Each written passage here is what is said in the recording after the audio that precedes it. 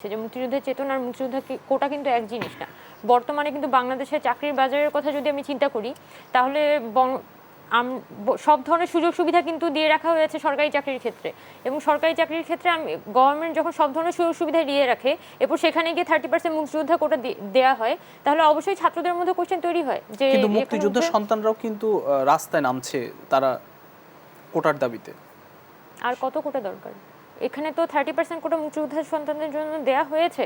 বরং আমরা যেটা এখান থেকে একটা অবজারভেশন মনে করে পেয়েছি, সেটা হচ্ছে যে মুক্তিযুদ্ধের চেতনা এটাই আসলে নানানভাবে বাধাগ্রস্ত হচ্ছে। যেটা উনি কিছুক্ষণ আগে বলছিলেন যে একজন মুক্তিযুদ্ধের সন্তান সে যখন নানানভাবে কোটা পেয়ে আসে, বিভিন্ন পর্যায়ে কোটা পেয়ে এসে আবার গিয়ে চাকরির ক্ষেত্রেও সে কোটাটা পাচ্ছে, তখন কিন্তু তার যে ফেলো বন্ধু, সেও কিন্তু তার মাথায় তো কোশ্চেনটা আসে যে আমরা তো একইভাবে বড় হয়েছি, তাহলে সেই জীবনের প্রাইমারি স্কুল থেকে শুরু করে একদম বিসিএস চাকরি পর্যন্ত সে কোটাটা পেয়ে যাবে, আর আমি কিন্তু লাইফে একই পথে হেঁটেও শুধুমাত্র আমার বাবা মুক্তিযোদ্ধা না হওয়ার কারণে এখানে বঞ্চিত হচ্ছি।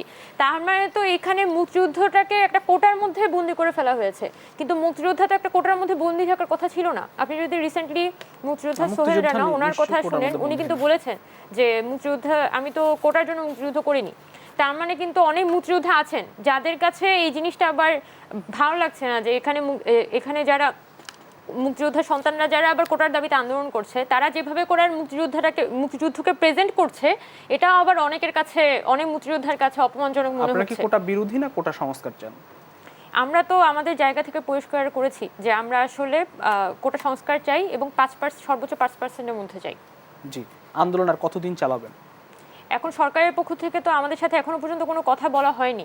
আপনারা সবাই জানেন যে সরকারের যে মন্ত্রীরা কথা বলছেন, ওনারা কিন্তু আমাদের প্রতি নানানভাবে হস্টাইল, আমাদের আন্দোলনের প্রতি হস্টাইল, এবং শুধুমাত্র বলতে যাচ্ছেন যে আমরা শুধু আন্দোলন করছি, কিন্তু আমাদের জায়গা থেকে আমরা নানানভাবে আমাদের যুক্তিগুলো উপস্থাপন করছি, আমাদের দাবিগুলো উপস্থাপন করছি, এবং আমরা গতকালকেও আমাদের আন্দোলনের পক্ষ থেকে বলেছি যে যতক্ষণ না পর্যন্ত সরকারের পক্ষ থেকে কোনো পরিষ্কার বার্তা দেওয়া হচ্ছে, যে যখন একটা পরিষ্কার বার্তা দেওয়া হবে, একটা কমিশন গঠন করা হবে, কমিশনের এতদিনের মধ্যে তারা আইন পাশ করবে, ওই পরিষ্কার বার্তা না পাওয়া পর্যন্ত আমরা আসলে আন্দোলনের মাঠ ছাড়বো না, এটা আমাদের পক্ষ থেকে বলা হচ্ছে।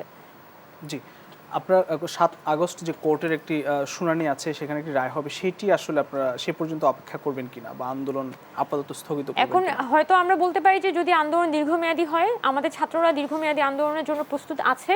এখন সেক্ষেত্রে আমাদের আন্দোলনের কৌশলগুলো হয়তো কিছুটা ভিন্ন হতে পারে, কিন্তু আন্দোলন আমরা থামাবো না, এটা আমাদের শেষ কথা কিছু যদি থেকে বলতে চান। শেষ করতে হবে, শেষ কথা কি বলবেন?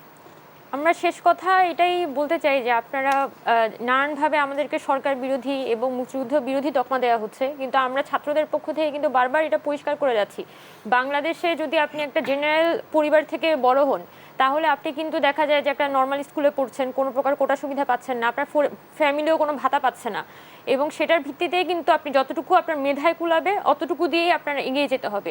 কিন্তু আপনি যদি দেখা যাচ্ছে একটা মুক্তিযোদ্ধার নাতি নাতনি হন, হয়তো আপনি একটা সো কল্ড সলভেন্ট ফ্যামিলি থেকে বিলং করেন, তখনও দেখা যাবে কিন্তু আপনি মুক্তিযোদ্ধা কোটাটা ব্যবহার করে ঠিকই সিঁড়ি বেয়ে উপরে উঠতে থাকবেন, তাহলে এটা তো একটা তার ফেলো স্টুডেন্টের প্রতি, আরেকজন স্টুডেন্টের প্রতি একটা বৈষম্য হয়ে যাচ্ছে। তার মানে সরকার কিন্তু মুক্তিযোদ্ধা কোটা দিয়ে আরেকটা সাধারণ স্টুডেন্টের প্রতি একটা বৈষম্য সূচক পরিস্থিতি তৈরি করছে। জি, শেষ কথা কি বলবেন?